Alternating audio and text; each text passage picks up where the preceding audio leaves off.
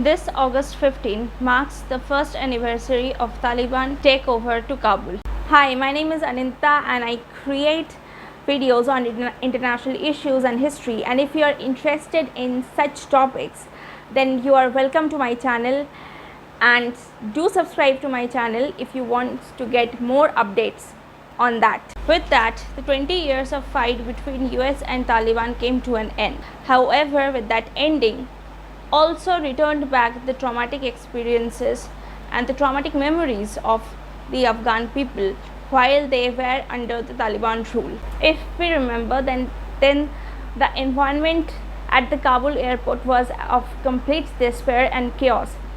People were desperate to get out of the Afghanistan at any point of time, and there we had the images where Afghan people, they were clinging on the plane's wing just to get out of that place, because according to the Afghans, as Taliban had rolled in Kabul, the Afghanistan was not safe for them. Some were successful and some did not make it. So those who were successful, they were refugees in some other countries, and also refugees had their own struggle.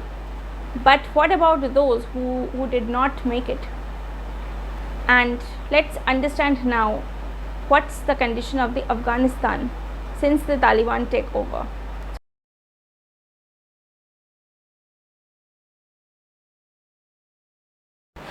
Taliban ruled Afghanistan in the 90s, and they were known for their ruthlessness, especially when it comes to women. So the condition of women were very pathetic, and you could imagine the worst case scenario. Women were banned from accessing education, they were banned from going out, they had to keep themselves behind burqa, and anything that you imagine which is of the medieval culture. You can imagine Afghan women in the 90s, and if they dared to defy those laws, medieval style punishment was to be awarded to these women. So they were either executed or tortured. So when Taliban 2.0 came in Afghanistan, women recalled their traumatic experiences, and they wanted to get out of Afghanistan at any point of time, because they believed that Afghanistan was not in safe hands, as Taliban took Kabul on 15th of August. So these women were begging for visas and asylum in the foreign countries. Well, some got it and some did not manage to get that. When Taliban and USA sat for peace talks, Taliban had assured the international community, and including USA, that they would allow women to access all the rights. They will allow women to access education, but in reality, we had already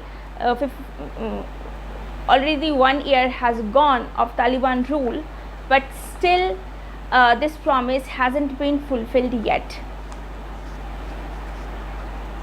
And when asked, the Taliban has not yet figured out about what should be the syllabus. Sometimes they say that they haven't figured out that what uniform girls should wear.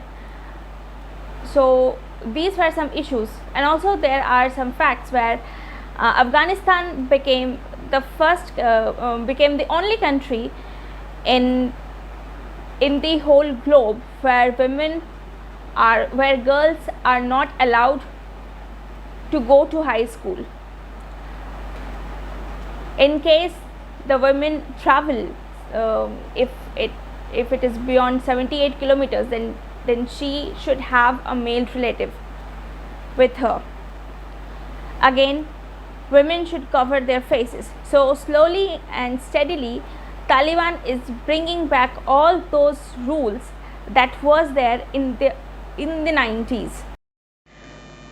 As Taliban did not fulfill the promise, the international community has not lifted the sanctions, which led to dire economic consequences. 95% of Afghans can't have full meal. They can't take the cash out from the bank.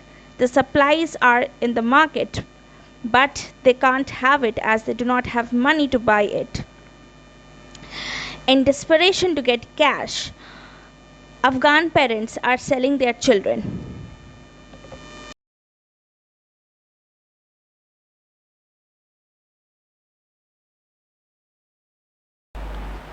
International community had put one condition in order to lift their sanctions. What they say is to allow women to access education, to allow women to have their education. So if the Taliban agree to that, then international community is going to lift their sanctions. So while it is done for the good intention to help Afghan women, but on the other hand it is also costing the Afghan life on the other aspect. So with this brutal sanctions, what is happening is that the Afghans are unable to get the food, the medicine, the things that is necessary. So these things are also being blocked, and so a huge humanitarian crisis is being created in Afghanistan.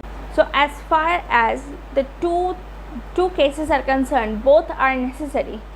On one hand, women education is also necessary, and on the other hand, and the economic despair that the Afghan people are suffering right now, and this also needs to be end.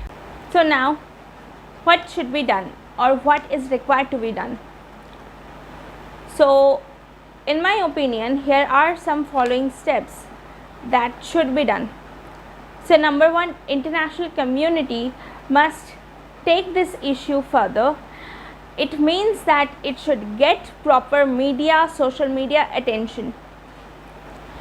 People should talk about, or international community, media, and everybody should talk about Afghanistan more and more until this women gets their rights, or until the situation improves in Afghanistan. Number two, international community should engage with Taliban, including Afghan women, and it should include the interests of Afghan women. And these meetings, these interactions should be happen more often if necessary. My other advice would be, listen to Afghan women, listen to what they say, and don't make them feel alone. That I think is something that we can done to let them know that they are not alone in this entire fight. Afghan women are actually, they are raising their voice, they are doing what they can do. But as far as the international community is concerned, we should focus, we should keep track on what is happening in Afghanistan, so that it does not end up in just a wasteland or a la la land. So that's it for today.